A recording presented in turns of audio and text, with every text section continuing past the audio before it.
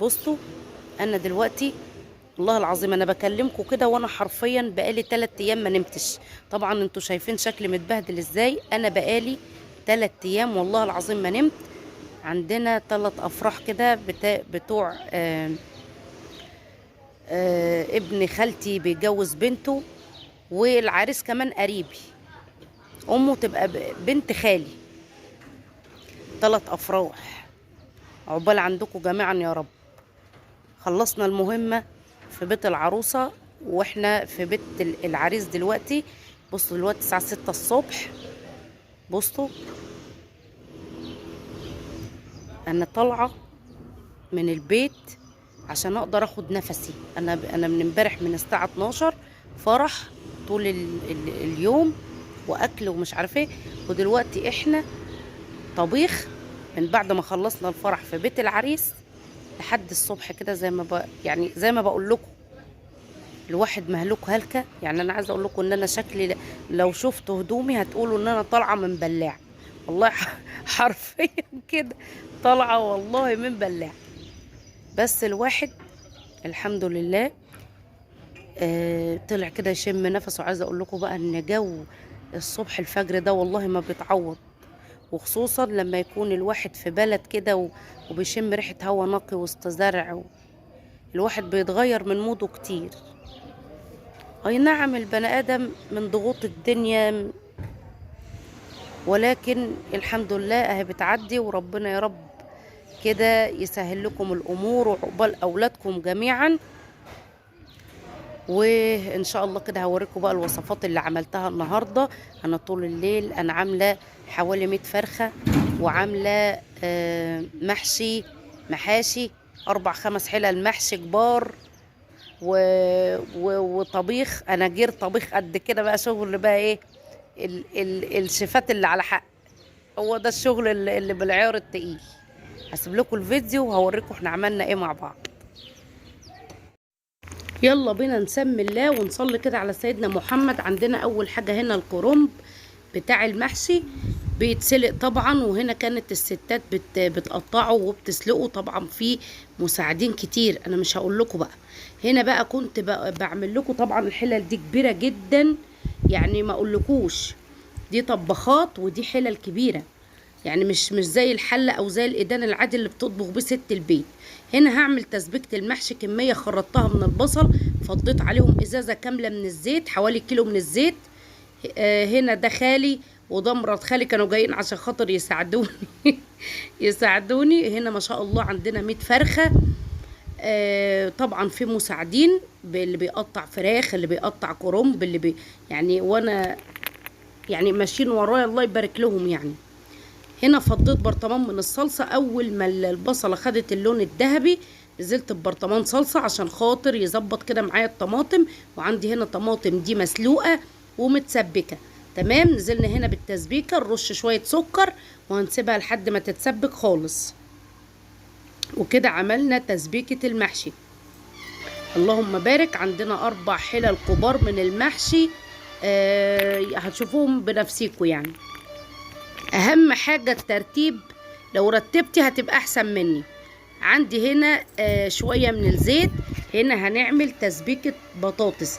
عاوزة اقول لكم ان الحلل دي الحلل المواجير الكبيرة، هي بس عشان متصورة من فوق فما يبانش الكبر بتاعها قوي.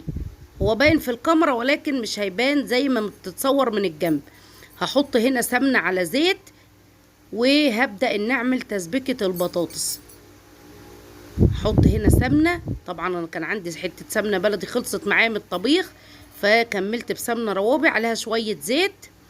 هحط هنا معلقه كده كبيره جدا من البصل، او حوالي بصلتين مبشورين، لان في ناس بتحب التوم في التسبيكه حسب سلو البلد بيبقى كتير جدا.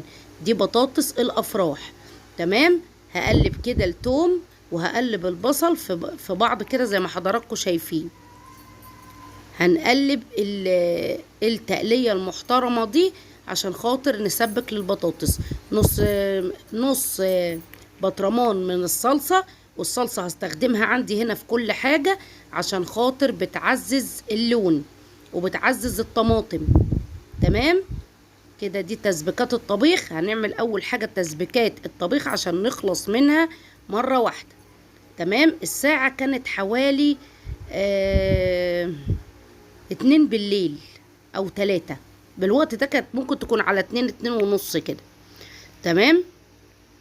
دلوقتي بقى هسيب تسبيكة البطاطس لحد ما تتسبك. عندي هنا حلة لوبيا كبيرة زي ما حضراتكم شايفين، هبدأ اسلقها.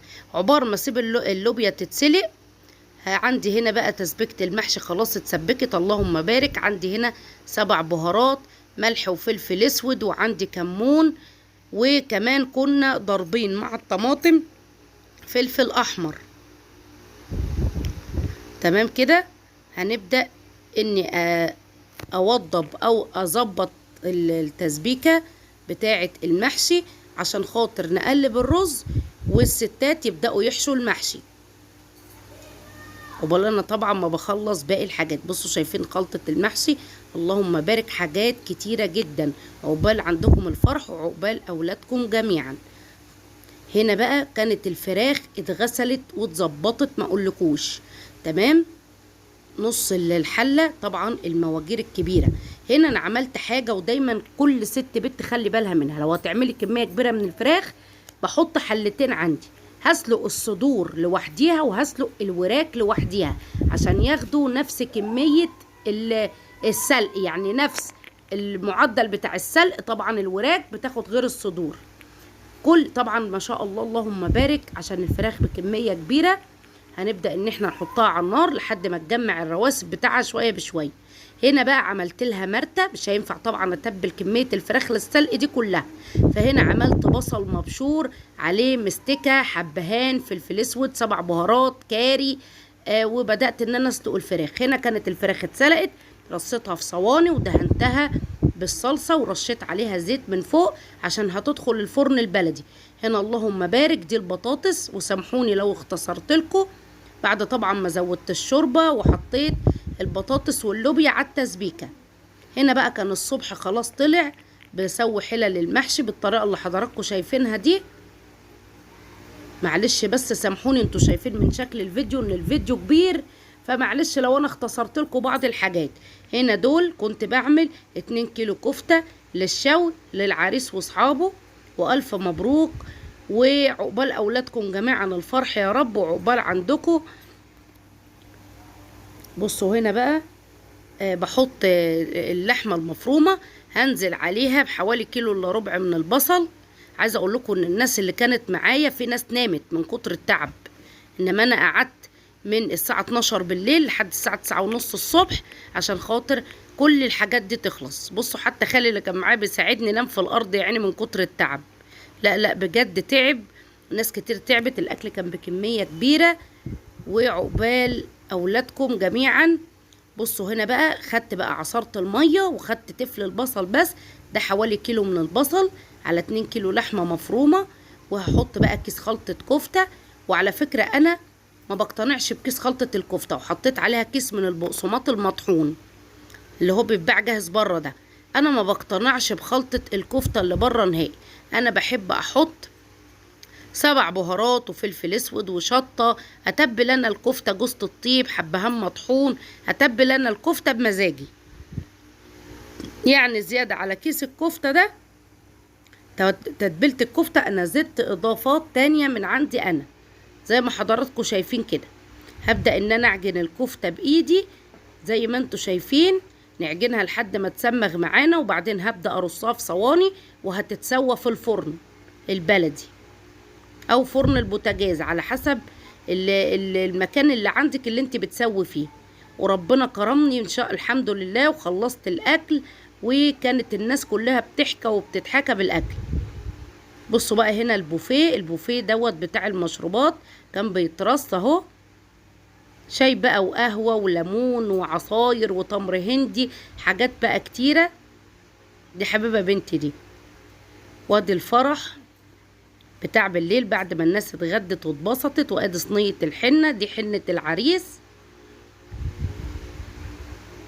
والحمد لله ربنا قدرنا وعقبال عندكم الفرح بإذن الله.